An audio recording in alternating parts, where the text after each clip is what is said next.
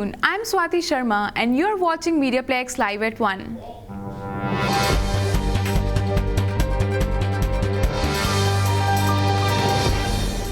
Windsor police believe they have solved the almost 50-year-old murder case of 6-year-old Lubica Topic.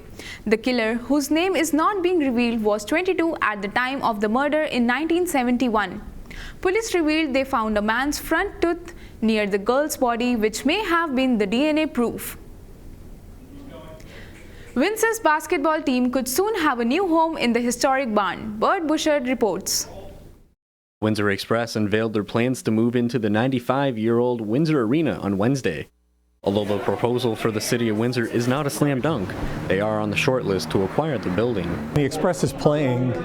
We certainly see more people coming downtown, using restaurants, bars before and after the game, and bringing really a renewed energy to the downtown area. Assuming talks go well with the city, Willis said the imagined timeline would put them in the barn for the 2021-2022 season. Get on board, get out of the way, or get run over, because we're going to make it happen. For MediaPlex News, I'm Bert Bouchard. The Ontario government passed a bill yesterday creating the role of Poet Laureate of Ontario in memory of the late Gord Downie. Windsor-Tecumseh MPP Percy Hatfield initially proposed the bill in memory of the tragically hip frontman. Attaching Gord Downie's name to that means that in the future, every 2 years when we name a new poet laureate, they'll be thinking about Gord Downie and his legacy to Canadian literature, to his poetry. Some Windsorites are reporting their windows and homes shook around 9 a.m. this morning. But it wasn't an earthquake. DTE Energy demolished the Connors Creek power plant in Detroit to make way for the new Fiat Chrysler Jeep assembly plant. St. Clair College hosted the Windsor-Essex First Lego League Robotics Regional Qualifier last weekend. Victor Cheng tells us more. Last weekend, St. Clair College was a maker for young teens at the Windsor-Essex First Lego Robotics competition. About 1,000 elementary children participated. First Robotics organized this event, inspiring students to learn in the fields of science, engineering, and technology. The teams are definitely competing against one another.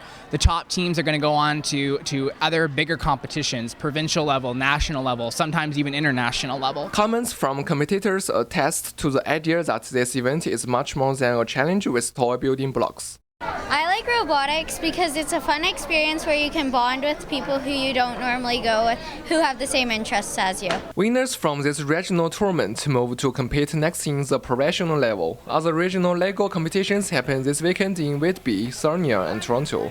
For MediaPlex News, I'm Victor Chen. Around this time every December, one of the city's broadcasters appeals to the community for food donations. Agnes Wu was there.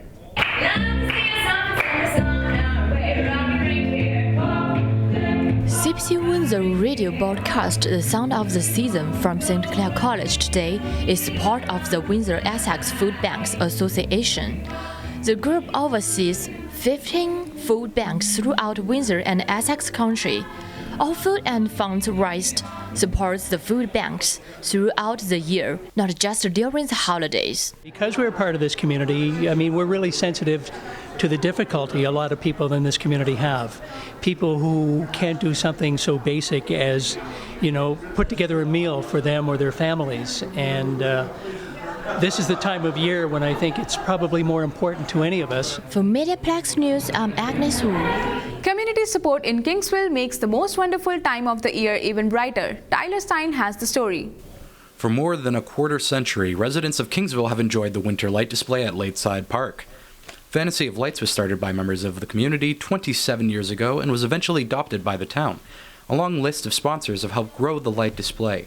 Shop students at Kingsville District High School even helped create the light frames. The opportunities here for kids, for adults, for seniors, and events and things like that are a core practice of ours, and they're very important to the community. The seasonal display doesn't just entertain the local community, it attracts visitors to the park and the downtown core. It drives some traffic into the town. Even for the residents, I enjoy the Fantasy of Lights. I enjoy looking at them. The lights will remain lining the paths at Lakeside Park until January 8th. For MediaPlex News, I'm Tyler Stein. Happy holidays and we'll see you in the next year.